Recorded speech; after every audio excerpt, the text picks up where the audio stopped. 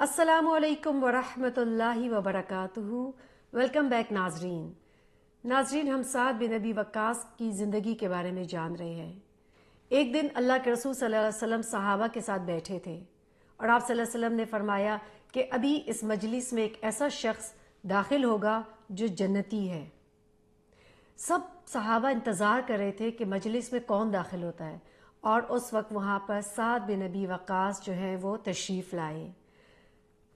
ایک اور صحابی ہے جن کا نام ہے عبداللہ ابن عمر۔ وہ کہتے ہیں مجھے اس چیز کا بہت شوق ہوا کہ میں ان سے پوچھوں کہ آخر کون سا ایسا عمل آپ کرتے ہیں جس کی وجہ سے اللہ کے رسول صلی اللہ علیہ وسلم نے آپ کے لیے جنت کی خوشخبری دی ہے۔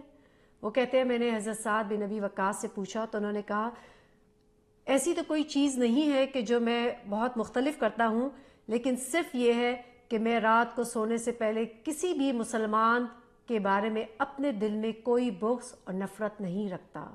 اللہ تعالیٰ نے سعد بن ابی وقاص کو بہت ساری اولاد بھی دی تھی۔ آپ کو مستجاب الدعوات کہا جاتا تھا اور بہت سارے لوگ آپ کے پاس دعائیں کروانے کے لیے آتے تھے۔ حضرت سعد بن ابی وقاص کی صلاحیتوں سے امت مسلمہ کو بہت فائدے ہوئے۔ ایران کی جنگ میں ان کو سپہ سالار بنایا گیا تھا اور ان کی بہادری سے یہ جنگ جیتی گئی تھی۔ قاصدیہ کی جنگ بہت طویل ترین جنگ تھی۔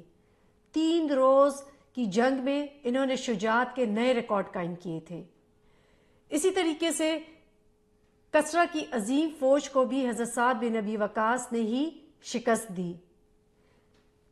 جنگ کے بعد سعد بن ابی وقاص جو ہیں وہ ایران کی تمام فوجی مراکز کو بھی انہوں نے سرنگو کیا تھا۔ ان کے بارے میں ایک بڑا دلچسپ قصہ ہے دریائے دجلہ کا۔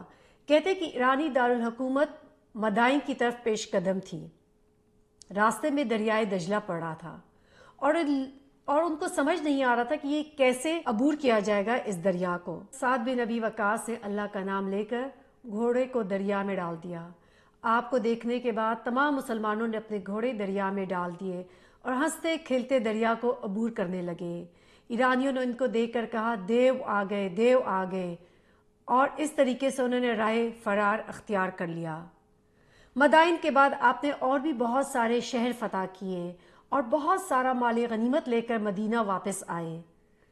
سعد بن ابی وقاص کے اتنے کارنامے ہیں جن پر بات کرنا شروع کر دے تو میرے خیال میں ہمارے پاس وقت کی کمی ہو جائے۔ سیدنا عثمان رضی اللہ عنہ کو جب انتقال ہوا تو سعد بن ابی وقاص کو پیشکش کی گئی کہ آپ خلیفہ بن جائیں، لیکن انہوں نے انکار کر دیا اور ایک خیمہ لے کے مدینہ سے باہر لگا لیا، وہیں پہ رہنے لگے اور بکریاں چراتے تھے۔ ان کا بیٹا ان سے ملنے کے لیے آیا اور جب ان کے بالکل قریب تھے یعنی فوت ہونے والے تھے تو اپنے بیٹے کی گود میں سر رکھا تو وہ رو رہا تھا۔ اسے پوچھتے ہیں کہ تم رو رہے کیوں ہو؟ کیونکہ میں تو وہ ہوں کہ اللہ تعالیٰ جو ہے مجھے کبھی عذاب نہیں دے گا اور میں جنتی ہوں، تو کوئی اس بات پہ رونے کی ضرورت نہیں ہے۔ کہتے ہیں کہ عقیق نامی گاؤں میں آپ کا انتقال ہوا۔ وفات کے وقت آپ کی عمر 78 یا کچھ روایات سے 80 سال تھی۔ ان کے جنازے کو مسجد رسول صلی اللہ علیہ وسلم میں لایا گیا۔ مروان بن حاکم نے آپ کا نماز جنازہ پڑھا۔ کہتے ہیں اس نماز جنازہ میں امہات المومنین نے بھی شرکت کی تھی۔ یہ وہ آخری مہاجر تھے جن کی مدینہ میں وفات ہوئی۔ رضی اللہ عنہم ورضوا عنہ۔ اللہ تعالیٰ سے دعا ہے کہ اللہ تعالیٰ ہم لوگوں کو بھی اس طریقے سے نیکی کی اور بہادری کی اور اسلام پر چلنے کی توفیق عطا فرمائے۔ السلام علیکم ورحمۃ اللہ وبرکاتہ۔